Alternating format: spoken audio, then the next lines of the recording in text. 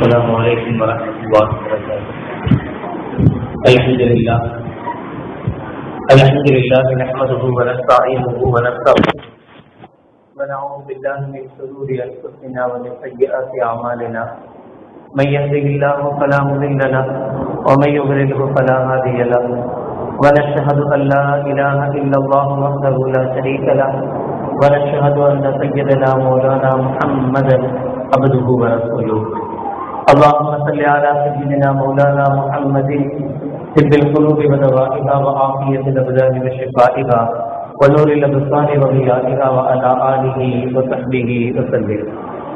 أما بعد فقد قال الله تعالى في القرآن العظيم والفرقان المجيد: أعوذ بالله من الشيطان الرجيم. بسم الله الرحمن الرحيم. والذين جاهدوا فينا لنهدينهم سبلنا إن الله لمع المحسنين.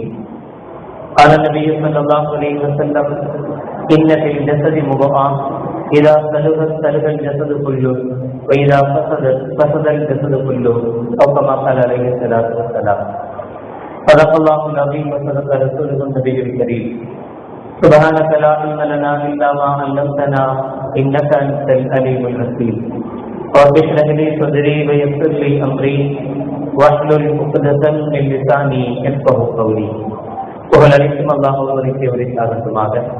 சலாத் என்னும் கருணையும் சலாம் என்னும் ஜீதேசமும் ஈருலக சர்தார் பெருமானார் ரசூலே கரீம் ஸல்லல்லாஹு அலைஹி வஸல்லம் அவர்கள் மீதும் அவர்களுடைய அடிச்சுவடுகளை கடுகளவும் பிசகாது வாழ்ந்து வந்த உத்தம சத்திய சஹாபாக்கள், தாபியீன்கள், சபா தாபியீன்கள், நபிமார்கள், வலிமார்கள், ஷஹீதுகள் மற்றும் நம் அனைவர்கள் மீதும் ஏனைய இஸ்லாமியர்கள் மீதும் என்றென்றும் நிலவட்டுமாக. ஆமீன். வேறென்றும் பெரும் மதிப்பிற்கும் உரிய பெரியவர்களே, அல்லாஹ்வின் நல்லடியார்களே, அல்லாஹ் தஆலாவின் மாபெரும் கிருபையினால் புனித ரமலான் மாதத்தை அடைந்து 6ஆம் நாள் தராவீகை முடித்தமர்ந்திருக்கிறோம். அல்ஹம்துலில்லாஹ். இன்று தரப்பட்டிருக்கிற தலைப்பு நெஞ்சத்திற்கு சொல்லு. மனம் இது உண்மையில் உடலை விட அதிகம் கவனிக்கப்பட வேண்டியது. ஆனால் நம்மை பொறுத்தவரை உடலுக்கு எவ்வளவு முக்கியத்துவம் கொடுப்போமோ அதில் கொஞ்சம் கூட மனதுக்கு கொடுப்பதில்லை. உடலுக்கு காட்டக்கூடிய அக்கறை, சிக்ஸஸ் வைக்கணும்னு நினைக்கிறோம், அப்படி இருக்கணும், உடம்பு இப்படி இருக்கணும்னு நினைக்கிறோம். ஆனா உள்ளம் எப்படி இருக்கணும்? உள்ளத்தை பொறுத்தவரை நம்ம சரியா வச்சிருக்கிறோமா?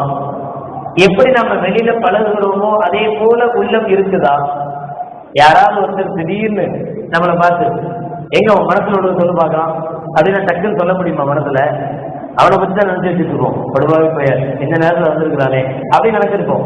அவன் டக்குன்னு சொல்லு அப்படின்னா எப்படி சொல்ல முடியும்? உன்னை பத்தி தான் நினைச்சிட்டு இருக்கேன், படுவாவி பெயர இப்ப வந்துட்டியே சொல்ல முடியுமா?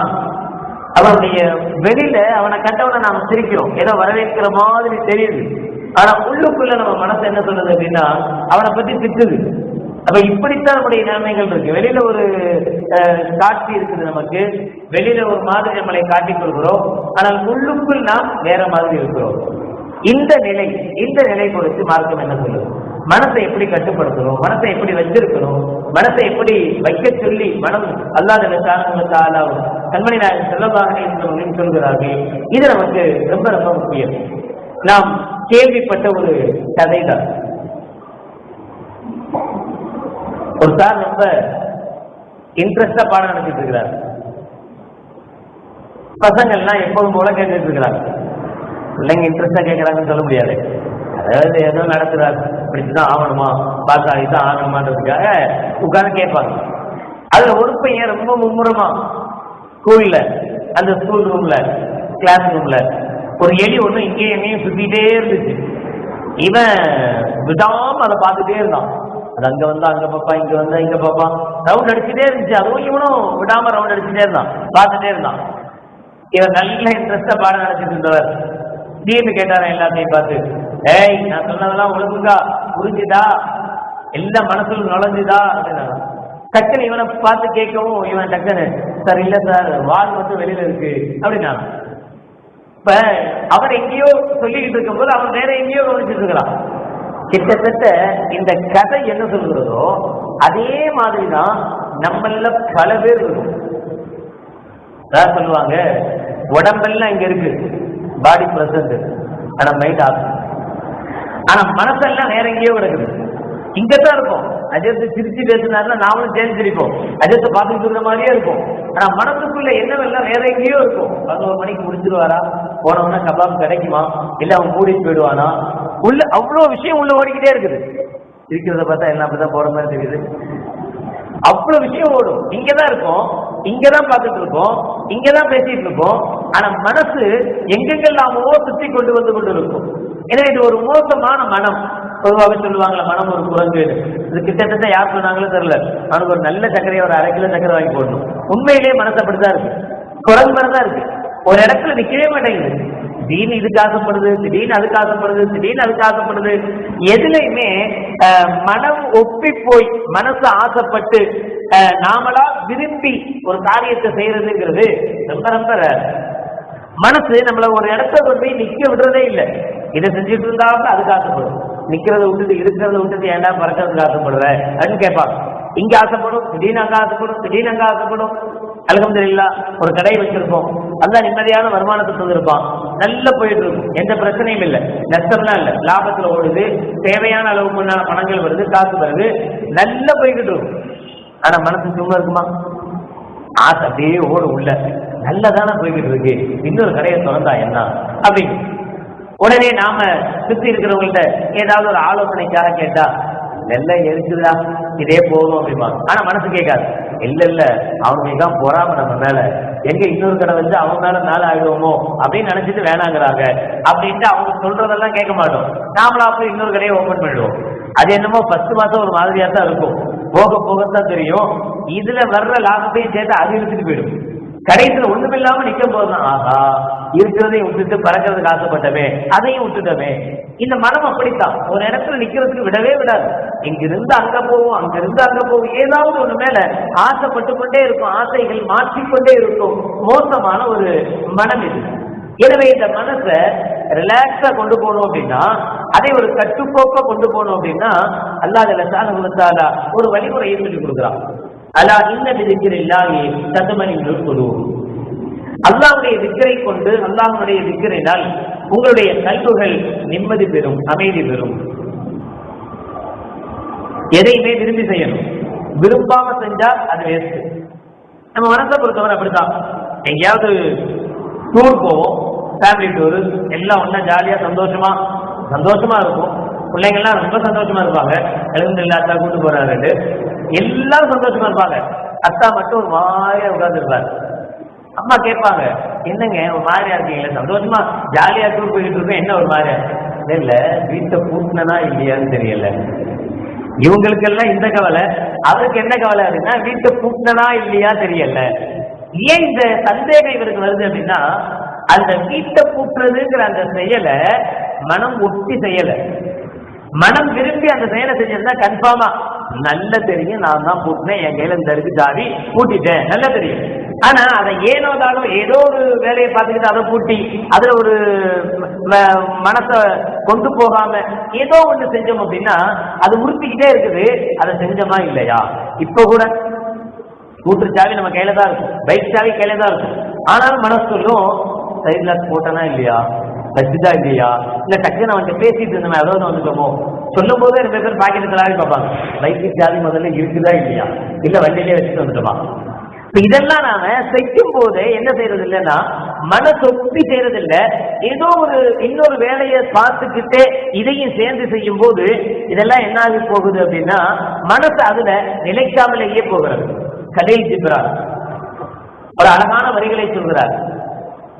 திராட்சை ரசம் இருக்கிறது, திராட்சையை பிழியும் போது, திராட்சையை பிழிகிற போது மனம் ஒப்பி திராட்சையை பிழிந்தெடுத்தால் அது பலரசம், அது ஜூஸ். ஏதோ ஒரு நினப்புல அந்த நீங்க பிழிந்தெடுத்தா அது விஷம், பலரசமா இருக்க. இந்த அளவுக்கு ஒரு சாப்பாடு சாப்பிடும் போது கூட மனம் ஒப்பி சாப்பிடணும் என்று சொல்லப்படுது. சென்ற ரமதான் நினைக்கிறேன், இல்ல அதுக்கு முன்னாடி ரமதான், வாட்ஸ்அப்ல ஒரு வீடியோ வேகமா பரவிட்டு இருக்கு. கொஞ்ச நாள் அப்படிதான் ஒண்ணு திடீர்னு குழந்தை வரும், அப்புறம் அப்படியே காணா போயிடும். அந்த வீடியோல ஒரு டாக்டர் பேசுவார், நீங்க எல்லாம் சாப்பிடுறீங்க, சாப்பிடுறது உங்க மனசுக்குள்ள போய் ஒட்டவே மாட்டேங்குது, உடல்ல போய் ஒட்டவே மாட்டேங்குது, இதுக்கு என்ன செய்யணும் அவர் ஐடியா கொடுப்பார். உடம்புல போய் ஒட்டணும் அப்படின்னா, சாப்பாடு போய் சேரணும் அப்படின்னா, அந்த சாப்பாட்டுக்கு முன்னாடி இருக்கும்போது டிவி பார்த்துட்டு அங்க பார்த்துட்டு இங்க பேசிக்கிட்டு இப்படி எல்லாம் செய்யாதீங்க. விரும்பி சாப்பாடு எடுக்கிறீங்களே, நல்லா ரசிச்சு ருசிச்சு சாப்பிடுங்க, சதைச்சு சாப்பிடுங்க. எங்கேயோ பார்த்துட்டு சாப்பிடாதீங்க, என்ன சாப்பிடணும்னே தெரியாம சாப்பிடாதீங்க, இதுதான் சாப்பிடுறோம் அப்படின்னு தெரிஞ்சு சாப்பிடுங்க என்றெல்லாம் ஒரு டாக்டர் பேசியிருப்பார். அப்பெல்லாம் ரொம்ப விசேஷமா இருக்கு. ஆகா, அப்படி சாப்பிட்டா தான் உள்ள போய் இறங்கும் போல, அதனாலதான் நமக்கு உடம்பு வைக்க மாட்டேங்குது அப்படின்னு நினைச்சவங்க எல்லாம் உண்டு. உண்மையிலேயே சாப்பாடு சாப்பிடுறது கூட மனம் விரும்பி சாப்பிடணுமே தவிர ஏதோ தானும் சாப்பிடக்கூடாது. சாப்பிட்டா உண்மையிலேயே அது ஒட்டாது, உடம்புல ஒட்டாது. அதே போலத்தான் அமல்களும் எல்லா செயல்களும் படுத்தாது. ஒரு தொழுகை, நோன்பு எதுவாக இருந்தாலும் சரி, மனம் விரும்பி அதை செய்கிற போது அதுக்குண்டான பலனை அது தருகிறது. அல்லாஹ் சிலரை பற்றி, முனாஃபிக்களுடைய தொழுகையை பற்றி குர்ஆனில் அல்லாஹ் சொல்லுவார், அவர்கள் தொடர்ந்தால் காமு குசாலா, அவர்கள் சோம்பேறிகளாக நிற்பார்கள். அல்லாஹ் சொல்றான். முனாஃபிக்களுடைய தொழுகை எப்படி இருக்கும்? அவர் தொழுகை நின்றாங்கன்னா இன்ட்ரெஸ்டா சுறுசுறுப்பா அல்லாஹ் தொழுகிறோம் அப்படிலாம் இருக்காது, ஏன்னா தானா வந்துட்டோம் அப்படிங்கிற மாதிரி சோம்பேறித்தனமா தொழுவார்கள். இந்த சோம்பேறித்தனம் என்பது உடல்ல உள்ள சோம்பேறித்தனத்தை மட்டுமல்ல, முஃபஸ்ஸிரீன்கள் சொல்லுவாங்க, உடல்ல உள்ள சோம்பேறித்தனம் மட்டுமல்ல, மனதில் உள்ள சோம்பேறித்தனமும் கூடத்தான். அதுவும் நிஃபாக்தனம் தான். அல்லாஹ்வுக்கு தக்பீர் கேட்டா அல்லாஹ்வுடைய நினைப்போடு இருக்கணும், அல்லாஹ்வை நினைச்சிட்டு தொழுவணுமே தவிர வேற எங்கெங்கெல்லாமோ நினைப்பு வச்சுட்டு தொழுகிறதும் இதே போலத்தான் என்று முஃபஸ்ஸிரீன்கள் சொல்லுவாங்க. கண்மணி நாயகம் ஸல்லல்லாஹு அலைஹி வஸல்லம் சொல்றாங்க, நீங்க துஆ செய்யும் போது கூட லா இஸ்தஜீபு மின் கல்பின் காஃபிலின் லாஹின், மனம் ஒப்பாம பொறுபோக்க துஆ செஞ்சீங்கன்னா அல்லாஹ் அந்த துஆவை ஏற்றுக்கொள்வதில்லை. அல்லாஹ் நபிகள் நாயகம் ஸல்லல்லாஹு அலைஹி வஸல்லம் சொல்றாங்க. அப்ப எந்த ஒரு செயலை செஞ்சாலும் சரி, மனம் விருப்பப்பட்டு மனம் இஷ்டப்பட்டு அதை செய்யணுமே தவிர மனதை ஓர்முகப்படுத்தணும், ஓர்முகப்படுத்தி செய்யணும். பைக்கை பூட்டிட்டோமா மனசுல சொல்லணும், பைக் பூட்டியாச்சு. அப்ப மனசு அதை என்ன செய்யும்? சேவ் பண்ணி வச்சுக்கும். நம்ம எப்பாவது சந்தேகம் வந்து அதுல கேட்டா பைக்கை பூட்டணுமா இல்லையா அப்படின்னு கேட்டா அது நமக்கு பதில் சொல்லும், பைக்கை பூட்டியாச்சு. ஏன்னா நம்ம ஏற்கனவே சொன்னதை என்ன செஞ்சிருக்கு, அதுக்காக எங்கேயாவது போய் நின்று பைக்கை பூட்டிட்டு உள்ள பார்த்து பைக்கை பூட்டி விட்டு அப்படின்னு சொல்லாதீங்க. பக்கத்துல உள்ளவங்க திருப்பி ஆரம்பிச்சிருக்கிறாங்க. மனசுல சொல்லணும்னா ஆயிரத்தி சொல்லணும் அல்ல, மனசுல நினைக்க இந்த செயலை நான் முடிச்சுட்டேன், இந்த செயலை நான் ஆரம்பிக்கிறேன், இதை நான் இப்ப பண்றேன், இதை நான் இப்ப முடிக்கிறேன். இந்த நினைப்புகள் மனசோட சேர்ந்திருக்கிறவே தவிர வெறும் செயல்ல மட்டும் இருக்கக்கூடாது. மனசோடு சேரும் போதுதான், செயலும் மனசும் சேரும் போது அந்த செயலுக்கு ஒரு பவர் கிடைக்கிறதே தவிர சும்மா சாதாரணமாக வெறுமனே நாம ஒரு செயலை செஞ்சுட்டோம்னா இது மாதிரிதான் பலதையும் போட்டு குழப்ப வேண்டியது வரும். இதை செஞ்சனா செய்யலையா, பண்ணனா பண்ணலையா, இதுவே யோசிக்க வேண்டிய சூழ்நிலைகள் வரும். மனம் அதோடு லைக்காது, மனம் அதோடு ஒட்டாது. மனம் ஒட்டணும். நம்ம என்ன செயல் செய்யறோமோ அதுக்கும் நம்முடைய மனதுக்கும் சம்பந்தம் இருக்கணும். சம்பந்தம் இல்லாம ஒரு செயல் இருக்கக்கூடாது. சரி, இது முடியுமா? நம்ம என்ன செய்யறோமோ அதை மனசுல கொண்டு வந்து மனசுல நிப்பாட்டி மனசுல இருத்தி வைக்க முடியுமா? மனசு ஏத்துக்குமா? நம்ம சொல்றதுபடி எல்லாம் மனசு கேட்குமா? கேட்குது. ஒரு சமயம் பாருங்க, காலையில நைட்டு வரைக்கும் ஒரு ஆளு கூட விட்டாவே இருப்பாரு. என்னங்க பிரச்சனை, என்ன ஆச்சு அப்படின்னா ஒரு காரணம் வச்சிருப்பாரு. அந்த ஆள் என்ன கேட்கக்கூடாத கேள்வி கேட்டான். இன்னைக்கு அவங்க வீட்டுல இவருக்கு ரொம்ப பிடித்தமான மீன் குழம்பா இருக்கும், ஆனா அதுல அவருடைய மனம் லைக்காது, இன்ட்ரெஸ்ட் இருக்காது. இன்னைக்கு அவருக்கு ரொம்ப பிடித்தமான ரொம்ப நாள் தேடிட்டு இருந்த ஒரு ஃப்ரெண்டை பார்த்திருப்பார், ஒரு நண்பரை பார்த்திருப்பார், ஆனால் மனசு அதெல்லாம் சேராது.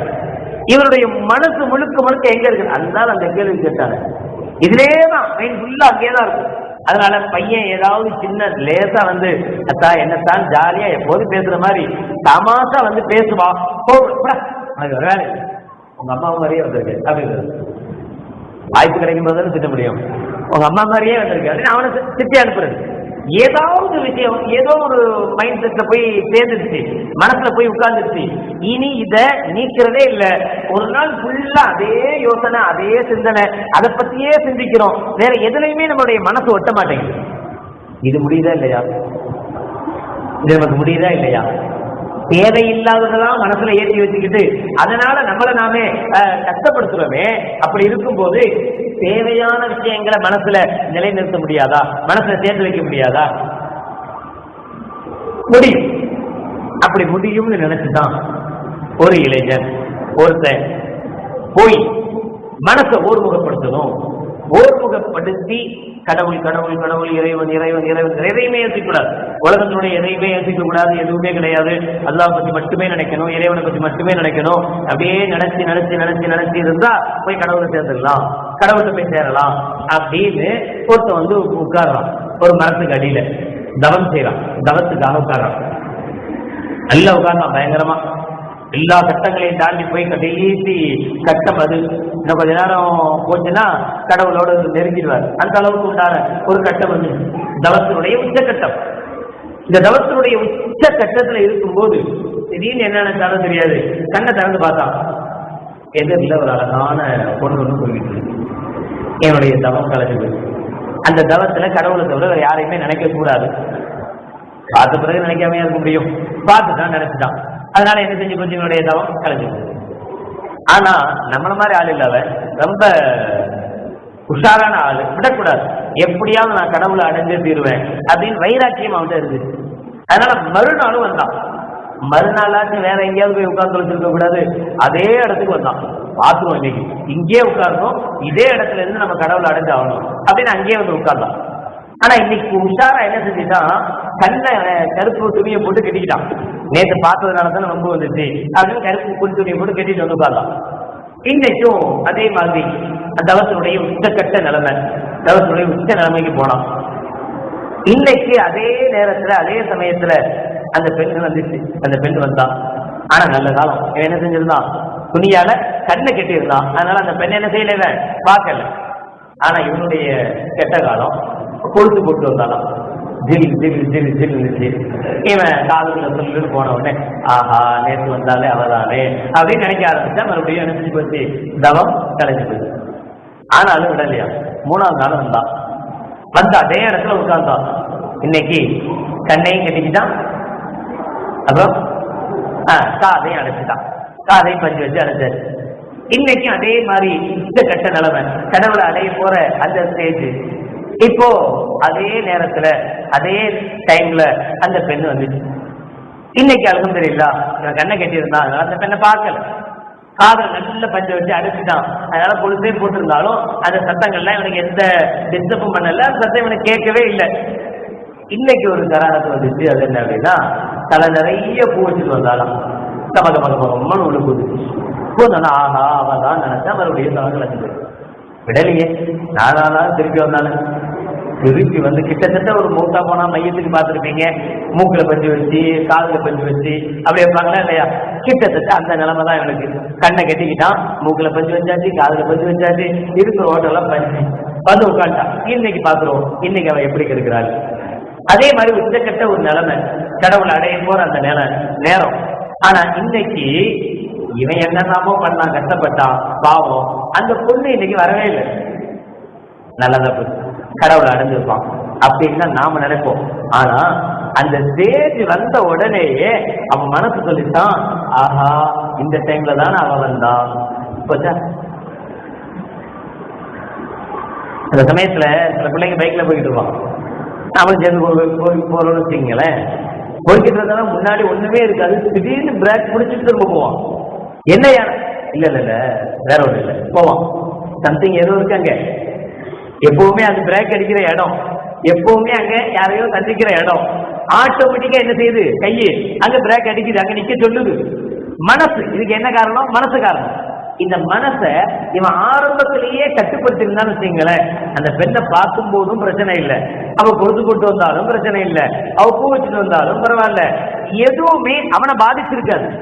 இவன் முதல்ல மனசை கட்டுப்படுத்தல, மனசுக்கு அந்த கட்டுப்பாடு இல்லை. அதனால என்ன ஆச்சு, எல்லாமே நல்லா இருந்து கூட எல்லாத்தையும் அடைச்சி வச்சிருந்தாலும் கூட இந்த மனசு கெட்டு போயிருந்ததுனால இவனால அதை கண்ட்ரோல் பண்ண முடியாது.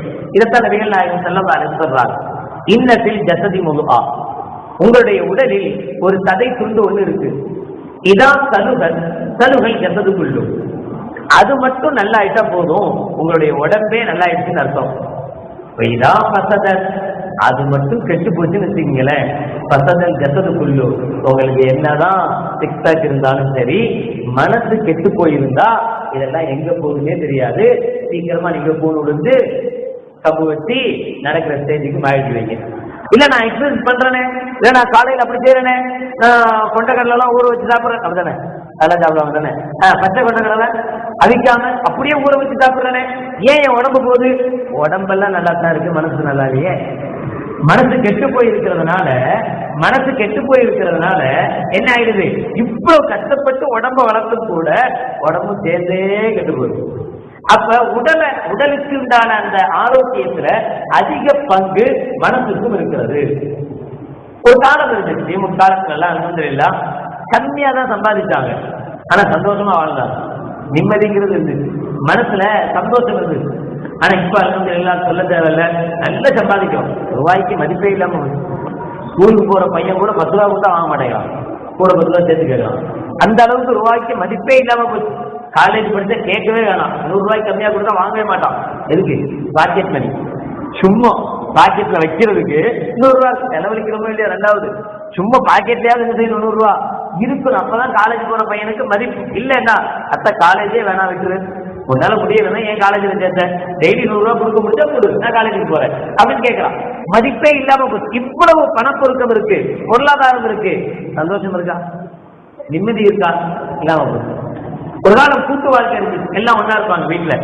ஒரு வீட்டுக்குள்ள போயிட்டா இங்க ஒண்ணு ஓடும், இங்க ஒண்ணு ஓடும், அங்க ஒண்ணு ஓடும். எவ்வளவு பிள்ளைங்க இருப்பாங்க, எவ்வளவு பேர் இருப்பாங்க. நம்ம போயிட்டாலே 4 பேர் ஒன்னா வந்து உட்காருவாங்க, அவங்கள்ட்ட பேசுவோம், ஒரு சந்தோஷம் எவ்வளவு நல்லா இருக்கும். ஆனா இப்ப யார் வீட்டுக்காவது போங்க, வீட்டுக்கு போன உடனே பெல் அடிச்சோன்னா அந்த அம்மா சொல்லுவோம், அண்ணன் வெளியே போயிருக்காங்க, அப்படியா, கொஞ்சம் ஹாலில் வெயிட் பண்ணுங்க. நீங்க வெயிட் பண்ண வேண்டியதுதான். 1/2 மணி நேரம் உட்காருவீங்க, 1 மணி நேரம் உட்காருவீங்க, பைத்தியம் முடிச்சிடும் தனிமையில உட்கார்ந்ததுனால. அவன் அந்த மாதிரி போய் பேசிட்டு இருக்க முடியும்? அவர் வர்ற வரைக்கும் வெயிட் பண்ணணும், வெளியில உட்காரணும். வீட்டை ஏன் அப்படின்னா, வீட்டுல இருக்கிறது 2 பேர் தான். யாரு? ஹஸ்பண்ட் அண்ட் ஒய்ஃப், 2 பேர் தான், வேற யாரும் கிடையாது. அந்த வீட்டுல எல்லா வசதியும் இருக்கு, வாஷிங் மிஷின் இருக்கு, ஃப்ரிட்ஜ் இருக்கு, ஏசி இருக்கு, ஹோம் தியேட்டர் இருக்கு, எல்லா இளவும் இருக்குது. நிம்மதி இருக்கா? ஆனா அப்போ கையில காலில தான் பிள்ளைங்க ஓடும், அவ்வளவு பேர் இருப்பாங்க. ஒரு குடும்பத்துக்கு ரேஷன் அரிசி வாங்கிட்டு வரணும்னாலே ஏதாவது ரிக்ஷா பிடிச்சி தான் ரேஷனை கொண்டு வரணும். அப்படிப்பட்ட காலங்கள் இருந்துச்சு. ஒரு வீட்டுல 25 பேர் 30 பேர் மொத்தமா இருப்பாங்க, அப்படி எல்லாம் இருந்தாங்க. ஆனா அப்படி இருந்தும் கூட சந்தோஷம் இருந்துச்சு. பெருசாலாம் செலவாகாது, சேமிச்சு வைக்கக்கூடிய வாய்ப்புகள் இருந்தது. இடம் வாங்கினாங்க, பில்டிங் வாங்கினாங்க. இப்பெல்லாம் அதிகபட்சமா அப்படித்தானே, அத்தா வாங்கின பில்டிங்ல தானே இன்னும் வாழ்ந்துட்டு இருக்கோம். நாமளா கஷ்டப்பட்டு நாமளா சம்பாதிச்சு வாங்கினது எவ்வளோ? ரொம்ப ரொம்ப கம்மி. அத்தா எங்க அத்தாவுடைய பூர்வீக சொத்து இருக்குது, நான் அனுபவிச்சுட்டு இருக்கேன், அப்படித்தானே ஜாஸ்தி.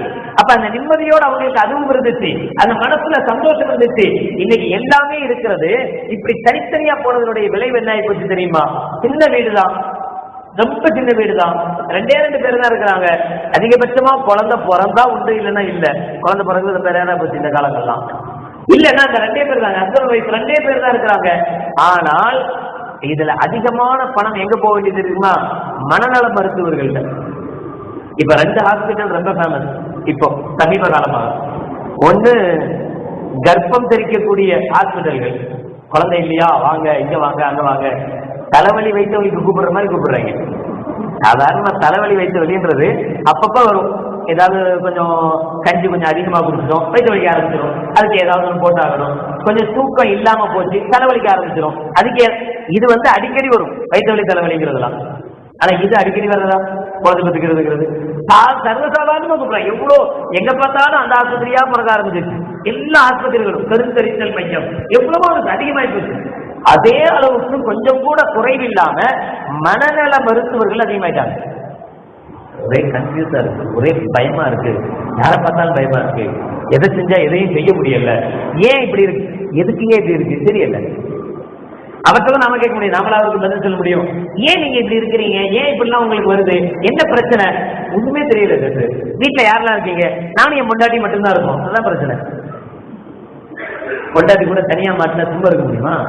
எவ்வளவு கஷ்டம், எவ்வளவு சிரமம். அவ்வளவு சிரமத்தையும் தாங்கும் போது மனசு வெடிச்சிருது, மனசு தாங்க மாட்டேங்குது. அந்த பிரச்சனைகள் எல்லாமே தலையில எல்லாம் மாறி போகுது, அது மாறி போகுது, இது மாறி போகுது, யோசிக்க முடியல, சிந்திக்க முடியல, வெளியே போனா சந்தோஷம் இல்ல, எல்லா பிரச்சனையும் வருது. அப்ப நான் நல்ல ஐடியா சொல்றது, தயவு செய்து உங்க அம்மா அத்தா எங்க இருக்கிறாங்களோ அங்க போயிடுங்க, நிம்மதி கிடைச்சு. அதோட சேர்ந்துருங்க, அத்தா அம்மாவோட சேர்ந்துருங்க, எல்லாத்தோட சேர்ந்துருங்க. கொஞ்சம் உங்களுக்கு ரிலாக்ஸ் கிடைக்கும், கொஞ்சம் நிம்மதி கிடைக்கும். இப்ப நீங்க தன்னந்தனியா இருக்கும்போது என்ன செய்றீங்க? மனைவியை வீட்டுல விட்டு நீங்க கடைக்கு போயிடுறீங்க, நீங்க வெளியில போயிடுறீங்க. வெளியில போன பிறகு உங்க மனசு வியாபாரத்திலேயே இருக்கும். கொண்டாடி தனியா இருக்கிறாளே என்ன செய்யற அளவுக்கு இல்லையே. அது வேற இப்பதான் மொபைல் வேற வாங்கி கொடுத்துருக்கிறோம், அதுவும் ஆண்ட்ராய்டு மொபைல். யார்கிட்ட வாட்ஸ்அப்ல பேசுவாளோ, யாருக்கையாவது பழைய ஃப்ரெண்ட்ஸுகள் யாராவது இருப்பாங்களோ, அவளுக்கு நேரம் போகணுமா இல்லையா, யாருக்கையாவது பேசிட்டு இருப்பாளோ, என்னமாவது செஞ்சுட்டு இருப்பாளோ. இந்த நினைப்புலயே பைத்தியம் முடிச்சது இவனுக்கு. இந்த கஷ்டம் ஏன் வருது? இதே அத்தா அம்மா இருந்தா இந்த கஷ்டம் வருமா?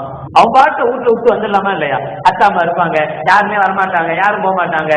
அந்த அம்மாவுக்கு அந்த என்னோட நம்ம மனைவிக்கு வீட்டையே வேலை சரியா போயிடும். அவருக்கு டீ போட்டு வாப்பாரு, ஒரு நாளைக்கு 7 டீ வேணும் அத்தாவுக்கு. அந்த அவருக்கு டீ போட்டுக்கிட்டே இருக்கணும். இந்த மாமியாருக்கு டீ பிடிக்காது, காஃபி தான் வேணும். அவங்களுக்கு 4 காஃபி போட்டு கொடுக்கணும், இதுல போட்டு கொடுக்கணும். இவங்களுக்கு சக்கரை இல்லாம 4 போடணும், அங்க சக்கரை போட்டு 4 போடணும். பிள்ளைங்களை ஸ்கூலுக்கு அனுப்பணும். கரெக்டா இருக்கும். காலையில் முடிச்சதுல இருந்து நைட்டு தூங்குற வரைக்கும் வேலைகள் சரியா இருக்கும், கரெக்டா இருக்கும். எக்ஸ்ட்ரா நேரம் எல்லாம் இருக்காது. மொபைல் நோண்டுறதுக்கோ இல்ல மற்றவங்கள்ட்ட பேசுறதுக்கோ டைமே இருக்காது. சந்தோஷமா வாழ்க்கை போய்கிட்டே இருக்கும். அவங்க வேலையை பார்ப்பாங்க. இங்க என்ன பிரச்சனை வருது தெரியுமா? நம்ம கல்யாணம் முடிஞ்ச உடனேயே இந்த பெருசங்களோட இருந்தா நம்மள நிம்மதியா இருக்க கூடாதுங்க, இந்த பெருசங்கள்ட்ட இருந்தா நம்ம சந்தோஷமா இருக்க முடியாது அப்படின்னு நினைச்சு இளவட்டங்கள் அந்த ஆசையில தனியா கூட்டு வந்துடுறாங்க. கொண்டாடி கூட தனியா சந்தோஷமா இருக்க போறேன். கூட்டு வர்ற அன்னைக்கு போற சந்தோஷம் திரும்ப வரவே மாட்டேங்குது. என்னைக்கு திரும்ப வீட்டுக்குள்ள வர அன்னைக்கு தான் வருது. ஏன் அப்படின்னா இவன் அவளை பத்தி யோசிக்கிறான், அவன் இவளை பத்தி யோசிக்கிறான். என் மாப்பிள்ள போனாரு, எப்போதும் சீக்கிரம் வந்துருவாரு 9 மணிக்கு. ஒரு 3 நாளா நானும் கவனிக்கிறேன், 11 மணிக்கு தான் வர்றாரு. 2 மணி நேரம் எங்க போறாருன்னு தெரியலையே. அல்லா காதலாக்கணும். உண்மையிலே சொல்றேன், மனசு ரொம்ப மோசமானது. இதுல ஏதாவது சின்ன சின்ன சந்தேகங்கள் வந்துருச்சுன்னு வச்சுங்களேன், அது நீங்கிறது ரொம்ப ரொம்ப ரொம்ப ரொம்ப கஷ்டம். நல்ல வாழ்க்கை, நல்ல சந்தோஷமான வாழ்க்கை போயிட்டு இருக்கும். ஒரு சின்ன சந்தேகம் மனசுல வந்து விழுந்துடுச்சு, அந்த வாழ்க்கையே பாழா போயிடும், அந்த வாழ்க்கையே சுகம் இல்லாம போகும். அந்த சின்ன சின்ன சந்தேகங்கள். அப்ப இது ரொம்ப மோசமானது. மனம், நம்மளுடைய உடலுக்கு நாம எவ்வளவு அக்கறை செலுத்துறோமோ அதை விட பன்மடங்கு மனசுக்கு நாம் அக்கறை செலுத்தியாக வேண்டும். இந்த மனசை நாம திருப்திப்படுத்தலாம், இந்த மனசை நாம ஒழுங்குபடுத்தலாம் அப்படின்னு நினைச்சா அதிகமா முடியறது இல்லை. எவ்வளவோ குப்பைகள் உள்ளுக்குள்ள கிடக்குது மனசுக்குள்ள. கெட்ட பார்வைகள் இருக்கு, அந்த பார்வையினால கெட்ட எண்ணங்கள் உருவாகிறது. கெட்ட எண்ணங்கள் எவ்வளவு எண்ணமெல்லாமோ கிடக்குது மனசுக்குள்ள, எல்லா குப்பையும் கிடக்குது. இவ்வளத்தையும் நீக்கிட்டு நம்முடைய மனத்தை பரிசுத்தப்படுத்தி அல்லாஹ்வை மட்டுமே நினைக்கிறதுங்கிறது, ஹதீஸை மட்டுமே பார்க்கிறதுங்கிறது, மற்ற புத்தகங்களை படிக்காம இருக்கிறதுங்கிறது, இதெல்லாம் சாத்தியமா? இதெல்லாம் முடியுமா என்றால் ஒரு எழுத்தாளர் அழகாக சொல்லுவார், தலைக்கு மேல பறவை பறக்கிறத நம்மளால தடுக்க முடியாது. காக்கா என் மேல பறக்கக்கூடாது, பருந்து என் மேல பறக்கக்கூடாது, எவனால சட்டம் போட முடியுமா? முடியாது. அது வாட்டில மேல பறக்கத்தான் செய்யும். ஆனா இது நம்மளால முடியும். எது தெரியுமா? காக்க நம்ம தலையில கூடு கட்டாம பாதுகாக்க முடியும். அப்படியுமே யார் இருப்பாங்க? அது எவ்வளவு பெரிய சோம்பேறியா இருப்பான். காக்க வந்து உட்கார்ந்து கூடு கட்டிட்டு போகுது அப்படின்னா, இது காக்க வந்து உட்காராம தடுக்க முடியுமா இல்லையா? காக்க மேல பிறக்கிறத தடுக்க முடியாது, உட்காராம தடுக்க முடியலாம் இல்லையா? நபிகள் நாயகம் ஸல்லல்லாஹு அலைஹி வஸல்லம் அவர்கள் அழகாக சொல்றாங்க பாருங்க. இதே விஷயம் தான், இதே விஷயத்தை ரொம்ப அழகா சொல்லுவாங்க நபிகள் நாயகம் ஸல்லல்லாஹு அலைஹி வஸல்லம் அவர்கள். நீங்கள் ஒரு பெண்ணை பாக்குறீங்க, நம்ம போறோம் வர்றோம், உங்களையே பார்க்க கூடாதுன்னா முடியுமா? எங்கேயாச்சும் போய் ரூம்ல போய் கதவை சாதிக்க வேண்டியதான், அப்பதான் முடியும். இல்லைன்னா சாதாரணமா எல்லாத்துக்கும் போறோம் வர்றோம், பெண்கள் போறாங்க வர்றாங்க, பார்க்காமலாம் இருக்க முடியாது. நல்லதாக சொல்றாங்க, நீங்க ஒரு பெண்ணை பாக்குறீங்க, அந்த முதல் பார்வை, நீங்க பார்க்கக்கூடிய முதல் பார்வை இருக்கிறது, இந்த பார்வை உங்களுக்கு ஹலால், இது மார்க்கம் உங்களை தடுக்கல. ஆனா பார்த்த உடனே நீங்க என்ன செஞ்சணும்? அடுத்து உங்க வேலையை பார்க்க ஆரம்பிச்சது, அது திரும்பிடும். திரும்ப நல்லா தானே இருக்கு, திரும்பி பார்க்க கூடாது, இது ஹராமான பார்வை. அடுத்த பார்வை இருக்குல்ல, 10 பார்வை பிரச்சனை இல்லை, 2வது பார்வை பார்க்கிறது உங்களுக்கு ஹராம். எவ்வளவு அழகா சொல்றாங்க ஸல்லல்லாஹு அலைஹி வஸல்லம். அப்ப மேல பறக்கிறது அது தடுக்க முடியாது. பொண்ணுங்களையே பார்க்காம இருக்கிறோம், இதெல்லாம் மார்க்கத்துல சாதகமா, இதெல்லாம் சாத்தியமா? யாருப்பா அப்படி ஒண்ணு இருக்கு சொன்னா? பாத்துக்கோ, பொண்ணெல்லாம் பார்க்காமலாம் இருக்க முடியாது, பார்த்துக்கிட்டே போ. தெருவில் நடந்து போய்கிட்டே இருக்கிற எதிர பெண்களா வர்றாங்க, பார்த்துக்கிட்டே போற, போ, தப்பில்லை, பார்த்துக்கோ, ஹலாலான பார்வைதான். ஆனா போன பொண்ண நீ நின்று திருப்பி பார்க்க, இது தப்பு, இது 2வது பார்வை. அவ போயிட்டான்ல, விட்டுட்டு போக வேண்டியதானே, பின்ன எதுக்கு திரும்பி பார்க்கற? அவன் எங்க போறா, வீடு எங்க இருக்கு, இதெல்லாம் என் நோட்டம் இல்லை. அவளுடைய ஃப்ரெண்டு யாரு, அவள்கிட்ட போய் அட்ரஸ் வாங்குவோம், இதெல்லாம் ஏன் நீ செய்யற, இதெல்லாம் மார்க்கம் இருக்குது. அப்ப முதல் பார்வையை மார்க்கம் என்ன செய்யுது, ஆகமாக்குது. மனசை எந்த அளவுக்கு நம்மளால கட்டுப்படுத்த முடியுமோ அந்த அளவுக்கு தான் மார்க்கம் சொல்லுதே தவிர அதை மீறிய விஷயங்கள்லாம் மார்க்கம் நமக்கு சொல்லவே இல்லை, அல்லாஹ்வுடைய கிருபையில. எனவே இந்த கட்டுப்பாடுகள் வேணும். எப்படிப்பட்ட கட்டுப்பாடு? முதல் பார்வை தப்பல்ல, அடுத்த பார்வை தவறு. உள்ளங்கிறது சாதாரணமானதல்ல, நம்மளுடைய மனசு சாதாரணமானதல்ல. சொல்லுவாங்க, அல்லாஹ் சொல்வதாக, அல்லாஹ் தங்குறதுக்கு, நாம தங்குறதுக்கு ரூம் ரெடி பண்ணிருக்கோம், நாம தங்குறதுக்கு ரூம்ல ஏசி இருக்கணும், அப்படி இருக்கணும், இப்படி இருக்கணும், நம்ம எவ்வளவு பாக்குறோம். அல்லாஹ் எங்க தங்குறான்னு தெரியுமா? ஒரு முஃமினுடைய கல்வில் அல்லாஹ்வுடைய அரிசி இருக்கிறது. கல்வில் முஃமினி அரிசுவா, ஒரு முஃமினுடைய இதயம் தான், ஒரு முஃமினுடைய கல்பு தான் அல்லாஹ் தங்கக்கூடிய அரிசு, அல்லாஹ் இருக்கக்கூடிய அரிசு. நபிகள் ஸல்லல்லாஹு அலைஹி வஸல்லம் சொல்றாங்க. நாம ஒரு கல்யாணத்துக்கு போறோம், ஒரு மஹால், இந்த மஹால்ல போய் உட்கார போறோம். உங்களை மாதிரி ஜீன்ஸ் பேண்ட் கருப்பு கலர்ல, ப்ளூ கலர்ல, கருப்பு கலர் டிஷர்ட் அப்படிலாம் போட்டா கூட பிரச்சனை இல்லை, பேசாம போய் உட்கார்ந்துடலாம். எவ்வளவு அழுக்கு இருந்தாலும் இதுல பட்டாலும் தெரியாது. எவ்வளவு அழுக்கு இருந்தாலும் பேண்ட்ல பட்டா தெரியுமா? கருப்போட கருப்பா போயிடும், புழுவோட புழுவா போயிடும், சட்டையிலும் தெரியாது, ஒன்றையும் தெரியாது. ஆனா என்ன மாதிரி ஆளுங்களுக்கு ரொம்ப ரொம்ப கஷ்டம். நாங்க பொதுவாக வெளியில போட்டா வெள்ளையும் சொல்லியமா இருக்கணும்னு ஆசைப்படுவோம். அதனால வெள்ளை கலர் லுங்கியை போட்டு வெள்ளை கலர் அதுவும் அழகா அயன் பண்ணி அப்ப மடிப்பே கழியாம போய் நிற்போம். ஜித்து வாங்க உட்காருங்க அப்படின்னு பாருங்க. நாமளும் அவசரப்பட்டு உட்கார்ந்தோன்னு வச்சுங்களேன் சொல்லுங்க, அப்படியே அப்பிக்கும் இருக்கிற அழுக்கெல்லாம். அழுக்கான இடத்துல தைரியமா போய் உட்காருவோமா? யோசிக்க மாட்டோம். சரி, எவ்வளவு அசிங்கம் இருக்கு, துடைக்கணும், கிளீன் பண்ணணும், ஏதாவது கர்ச்சிப்பை மேல போடுவோம், அப்படி போட்டு உட்காருவோம், எவ்வளவுதான் யோசிக்கிறோம். அப்ப நாமளே சாதாரணமா ஒரு அழுக்கான இடத்துல உட்கார மாட்டோமே. அல்லாஹ் ஜல்ல தஆலா நம்முடைய கல்வில் உட்கார்றானே, நம்முடைய கல்வி சுத்தமா இருக்கா, கிளீன் பண்ணி வச்சிருக்கோமா? எவ்வளவு அசிங்கமா வச்சிருக்கோம், எவ்வளவு அசுத்தமா வச்சிருக்கோம்.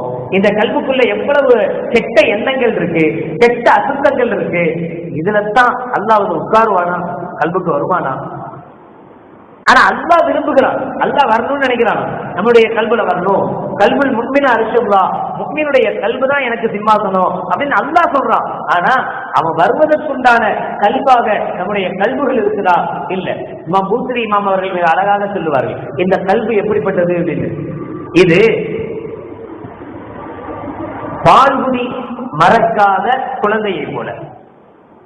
பால் குடிக்கிற ஒரு குழந்தை, பால்குடி குழந்தையை பொறுத்தவரை நீங்க பால்குடி மறக்க ஆகணும். கண்டிப்பா 2 வருஷம் தாண்டும் போது பால்குடிய மறக்கணும்.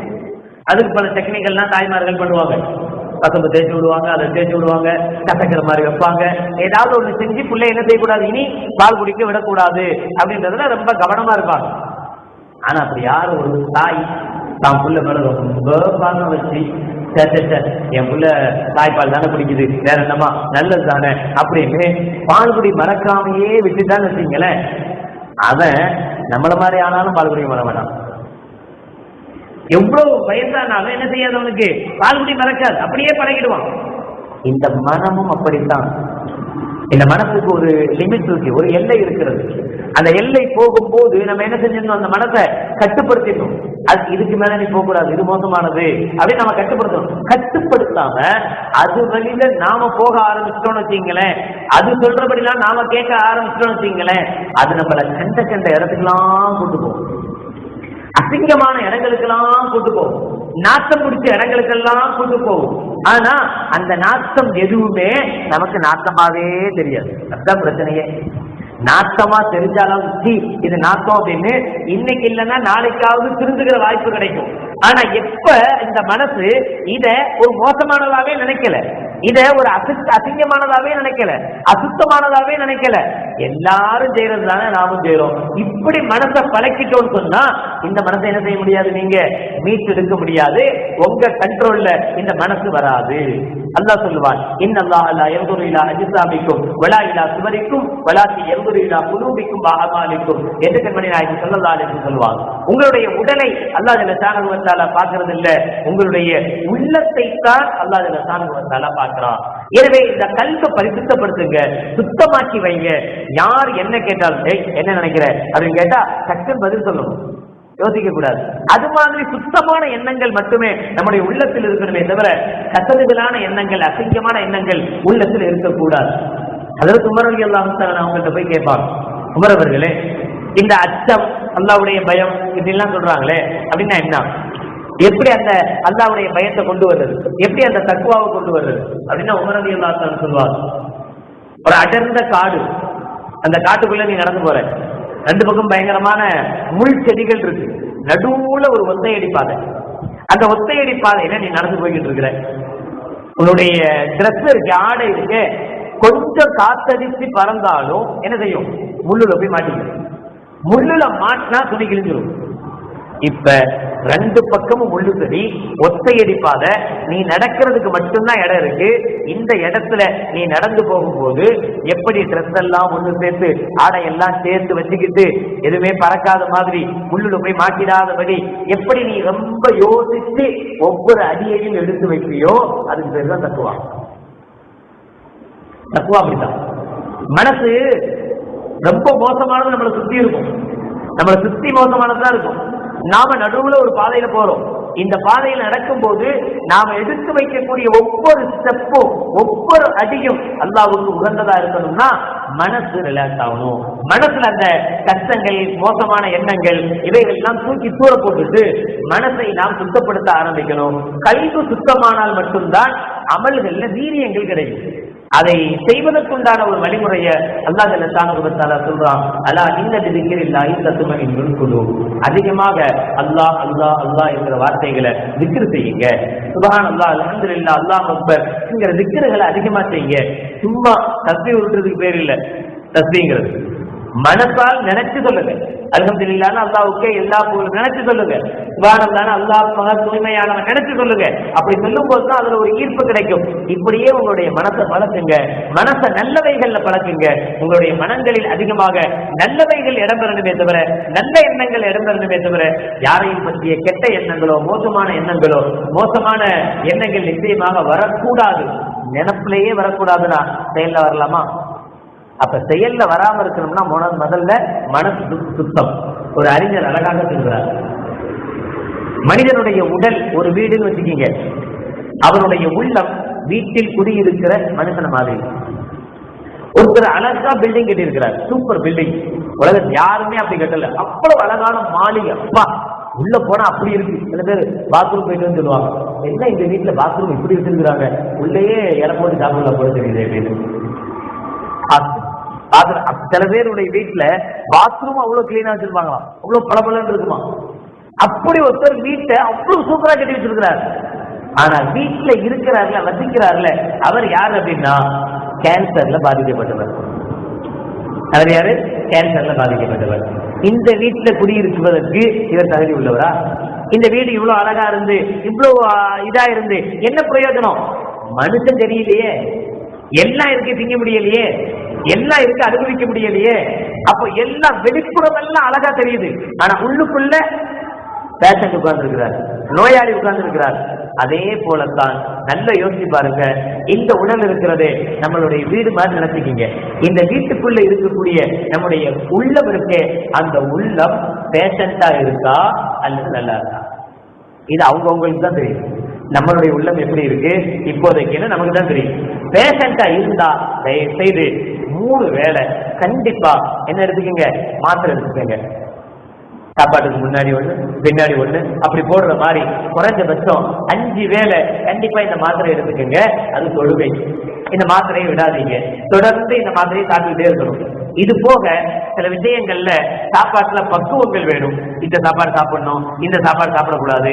அதே போல இந்த ஹார்ட் கொஞ்சம், இந்த உள்ளம் மோசமானதாக, ரொம்ப வியாதி உள்ளதாக இருக்கிறது மாதிரி நமக்கு தெரிஞ்சா தயவு செய்து அதுக்கு தேவையான சாப்பாடு மட்டும் கொடுங்க, நல்ல உணவுகள் மட்டும் கொடுங்க. கெட்ட கெட்ட உணவுகள்லாம் அதுக்கு கொடுக்காதீங்க. அப்படி கொடுத்தா நீங்க சீக்கிரத்துல செத்து போயிடும். மண்டை போடு. இது சாகாம இருக்கணும் அப்படின்னா சில விஷயங்கள்ல நாம கட்டுக்கோப்பா இருந்துதான் ஆகணும். என்ன சத்து, வயசு 17 தான் ஆகுது, இப்பவே இப்படி எல்லாம் இருக்கணுமா? இப்பவே இப்படி எல்லாம் செஞ்சுக்கிட்டா ஒரு 45-50 வயசு வரைக்கும் இது தாங்கும். இப்பவே இப்படி செய்யணுமா என்று நினைக்க ஆரம்பிச்சா 20 25 முட்டுன்னு போனாலும் வாய்ப்பு இருக்கிறது. அதனால ரொம்ப உஷாரா இருக்கணும். நம்முடைய கல்பு பேஷண்டான கல்பாக இருக்கிறது, நோயாளியான கல்பா இருக்குது. இதுக்கே சில மருத்துவங்கள் நாம செஞ்சுதான் ஆகணும். அதிகமாக சுப்ஹானல்லாஹ், அல்ஹம்துலில்லாஹ், அல்லாஹு அக்பர் அப்படிங்கிற மெடிசின் எடுத்துக்கோங்க. இந்த மெடிசின் போட போட போட போட அந்த நோய் கொஞ்சம் கொஞ்சமாக விலகி சுகம் பிறப்பதற்குண்டான நிச்சய வாய்ப்பு இருப்பதாக அல்லாஹ் ஜல்லஷானஹு வ தஆலா சொல்கிறார். அல்லாஹ் ஜல்லஷானஹு வ தஆலா உள்ளத்தை சுத்தப்படுத்துவானாக. உள்ளத்தை சுத்தப்படுத்தி மற்றவர்களுக்கு முன்னால் நாம் என்ன பேசுகிறோமோ அதையே நம்முடைய எண்ணங்களாக ஆக்கி தருவானாக.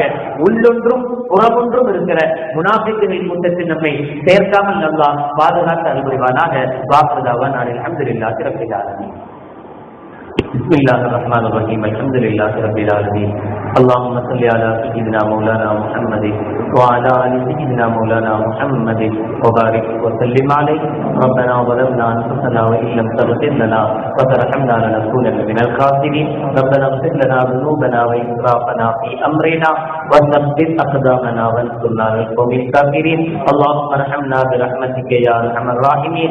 اللهم تقبل منا صلاتنا وصيامنا وقيامنا وركوعنا وسجودنا وتخشعنا وتضرعنا وتمم تقصير أعمالنا وتجاوز عنا سيئاتنا وتوفنا مع الأبرار.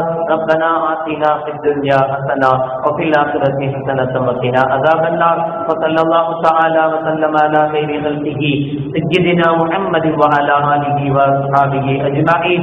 سبحان ربك رب العزة عما يصفون وسلام على المرسلين والحمد لله رب العالمين. سبحان الله وبحمده سبحانك اللهم وبحمدك أشهد أن لا إله إلا أنت أستغفرك وأتوب إليك. سبحان ربك رب العزة عما يصفون وسلام على المرسلين والحمد لله رب العالمين. صلى الله على محمد.